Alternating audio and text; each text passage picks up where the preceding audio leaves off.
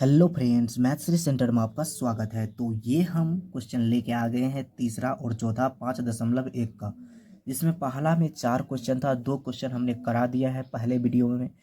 ये जो है दूसरा वीडियो है समांतर श्रेणी का। तो चलिए इसको तीसरा क्वेश्चन को सॉल्व कैसे करना है वो देखिएगा यहाँ पर फिलहाल। तो यहाँ पर देखिएगा पहला क्वेश्चन पढ़ लीजिए। क्वेश्चन पढ़ लीजिए पहले कि प्रत्येक मीटर की खुदाई के बाद एक कुआं खोदने में आई लागत, जबकि प्रथम मीटर खुदाई की लागत 150 रुपये है और बाद में प्रत्येक खुदाई की लागत 50 रुपये बढ़ती जाती है। तो यहाँ पर देखिएगा पहले कि मान लेते हैं कि ये एक प्रकार का कुआं है। मान लेते हैं कि ये क्या है, कुआं है।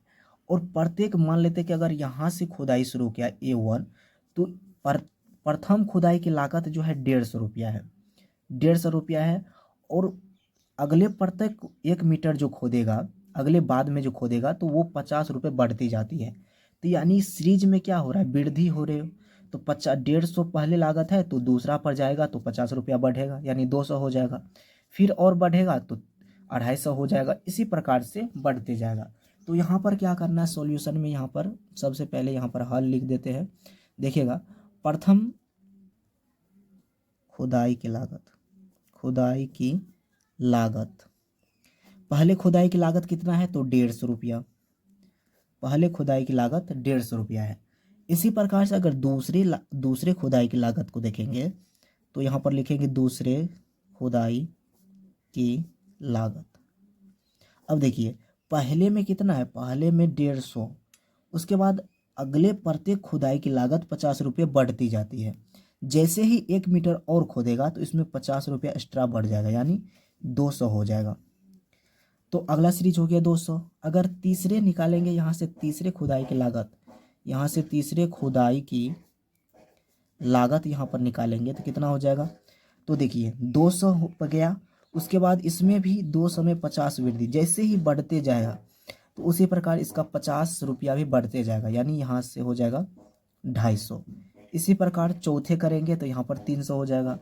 तो सीरीज हमारा क्या निकल के आ गया यहाँ से, तो यहाँ पर लिखेंगे श्रृंखला। श्रृंखला कितना है तो फर्स्ट यानी 150, 200, 250, इसी प्रकार से सीरीज चलते रहेगा।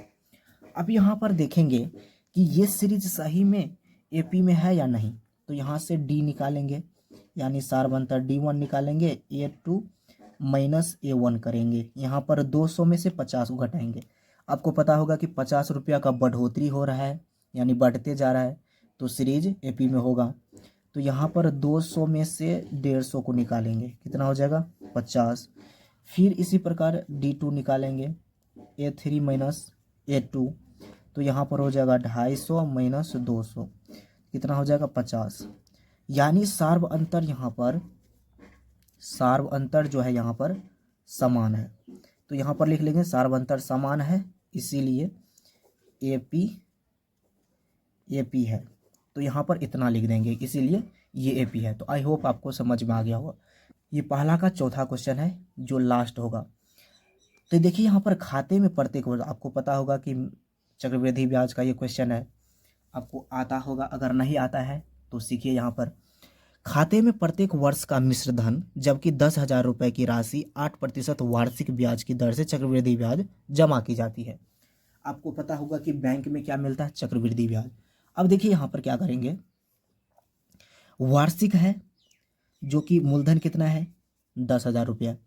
अब यहाँ पर पहले वर्ष की राशि यहाँ पर निकालेंगे सबसे पहले। तो यहाँ पर लिखेंगे हल पहले वर्ष की राशि। पहले वर्ष की राशि यहाँ पर हमें दे रखा है, कितना है तो 10,000। 10,000 रुपया पहले वर्ष की राशि। अब पहले वर्ष की राशि 10,000 दे रखा है, तो दूसरे वर्ष की चक्रवृद्धि ब्याज निकालेंगे। तो दूसरे वर्ष की ब्याज, दूसरे वर्ष की चक्रवृद्धि ब्याज कितना हो जाएगा। तो 10,000 टोटल अमाउंट है, 10,000। 10,000 यहाँ पर सवाल में दिया है कि 8% वार्षिक, यानी 8%। और एक वर्ष वार्षिक है तो 1/, यहाँ पर 100 हो जाएगा। तो यहाँ पर क्या होगा, 2 शून्य से 2 शून्य कट जाएगा। और 100 में 8 से गुना करेंगे कितना हो जाएगा, तो यहाँ पर 800 रुपये। ब्याज चक्रवृद्धि ब्याज कितना आया, 800। पहले वर्ष में 10,000 था और ब्याज कितना आया है, 800।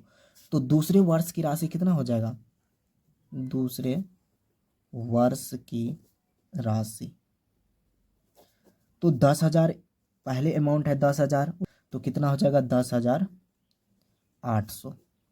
दूसरे वर्ष की राशि हो जाएगा कुल 10,800। इसी प्रकार से क्या करेंगे, तीसरे वर्ष की चक्रवृद्धि ब्याज निकालेंगे। तीसरे वर्ष की चक्रवृद्धि ब्याज, दूसरे वर्ष की चक्रवृद्धि ब्याज निकालेंगे तो कितना हो जाएगा, दूसरा वर्ष में ये तीसरे वर्ष की निकालेंगे तो दूसरा वर्ष में कितना मूलधन हो गया। अब जो चक्रवृद्धि ब्याज में इस पर इतना हुआ है तो अब इस पर ब्याज चलेगा, तो यहाँ पर हो जाएगा 10,800 गुना, ये हो जाएगा आपको 8% वार्षिक ब्याज है एक वर्ष के लिए बट्टा 100। 2 शून्य से 2 शून्य कट जाएगा। अब इसको गुना करेंगे कितना हो जाएगा, 8×8 = 64, 864 हो जाएगा ये 864। अब तीसरे वर्ष की राशि कितना हो गया, तो यहाँ पर लिखेंगे तीसरे वर्ष की राशि। तीसरे वर्ष की राशि 10,800 में से 864 को जोड़ेंगे तो कितना हो जाएगा, 10 16 10 1 11 11,664 तीसरे वर्ष की राशि। तो इसी प्रकार से हमारा सीरीज क्या बना, यहाँ से श्रृंखला क्या बना, तो पहले वर्ष की राशि कितना है, तो 10,000, तो यहाँ पर लिखेंगे 10,000। फिर दूसरे वर्ष की राशि कितना निकला, तो 10,800, तो यहाँ पर लिखेंगे 10,800। फिर तीसरे वर्ष में थे 11,664 रुपया। इस प्रकार से हमारा सीरीज निकला। अब क्या करेंगे, यहाँ पर सार्व अंतर निकालेंगे D1, यानी दूसरे पद में से पहले पद को घटाएंगे, यानी 10,800 में से माइनस करेंगे 10,000 को, तो कितना हो जाएगा, तो हो जाएगा। फिर D2 निकालेंगे तो कितना हो जाएगा, 11,664 माइनस 10,800। अब देखिए यहाँ पर कितना हो जाएगा, जैसे ही इसमें से घटाएंगे 4 का 4 होगा, 6 का 6 होगा और 16 में 60 जाएगा 8, यहाँ पर 864 हो जाएगा।